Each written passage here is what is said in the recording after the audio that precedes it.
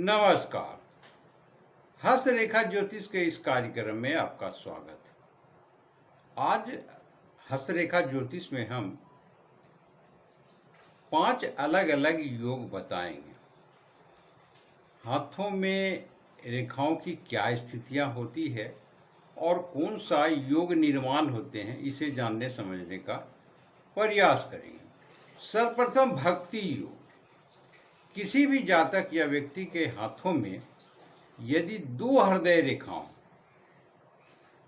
हृदय रेखा की मोटाई किसी हाथों में बराबर भी होंगे, जिसे आप आसानी से नहीं पहचान सकते हैं कि वास्तविक हृदय रेखा कौन सी होती है।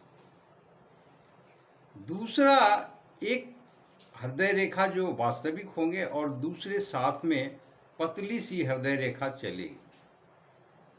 दोनों ही स्थितियों में व्यक्ति जातक जिनके हाथों में होते हैं वो भक्ति योग ही कहलाते हैं।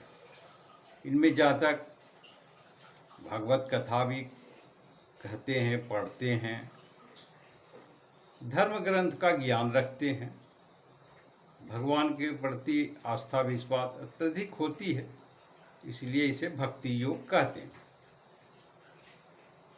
भविष्य वक्ता योग।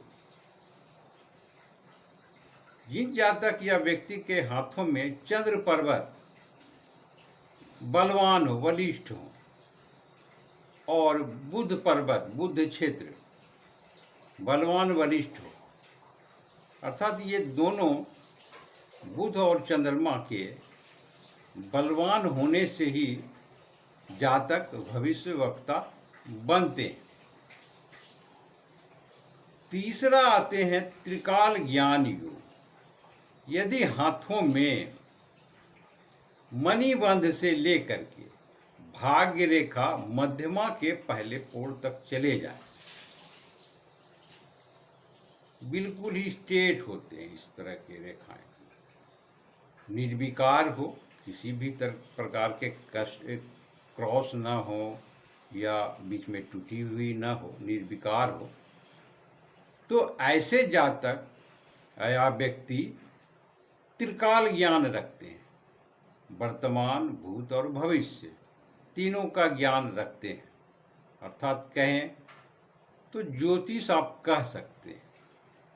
अच्छा ज्ञान होता है इनका। चौथे आते हैं हम नौकरी में श्रेष्ठ पद प्राप्त करने का योग। किसी भी जातक या व्यक्ति के हाथों में यदि अनामिका उंगली, जिसे आप रिंग फिंगर कहते हैं, ये वाली उंगली प्रथम पोर से तीसरे पोर तक आधे दूर तक भी एक पतली सी यहाँ से यहाँ बिल्कुल रेखा चलती है,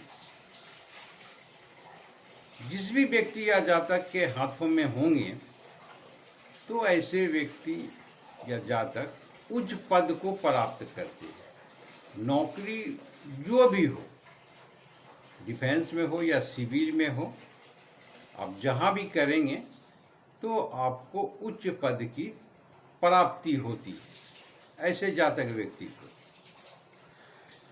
चौथे आते हैं योगी योग। योगी बन जाते हैं, अपने परिवार को छोड़कर शादी विवाह नहीं करते हैं ऐसे जातक या व्यक्ति। इनके हाथों में कौन सी रेखाएं होती हैं? सर्वप्रथम इनके हाथों में भाग्य रेखा होते हैं, या कहें शनि बलवान होते हैं। दूसरा, बृहस्पति पर्वत उभरे हुए होते हैं, या कहें तो बृहस्पति क्षेत्र साफ सुथरे होते हैं। इनके अगर कुंडली में देखें, बृहस्पति बहुत ही मजबूत स्ट्रॉन्ग स्थिति में होते हैं। तीसरा, सूर्य क्षेत्र बलवान होते हैं, सूर्य रेखा भी होते हैं। और चौथा है अहम सबसे प्रमुख बातें कि शनि क्षेत्र पर त्रिकोण के चिन्ह होते हैं, त्रिकोण के निशान बने होते हैं।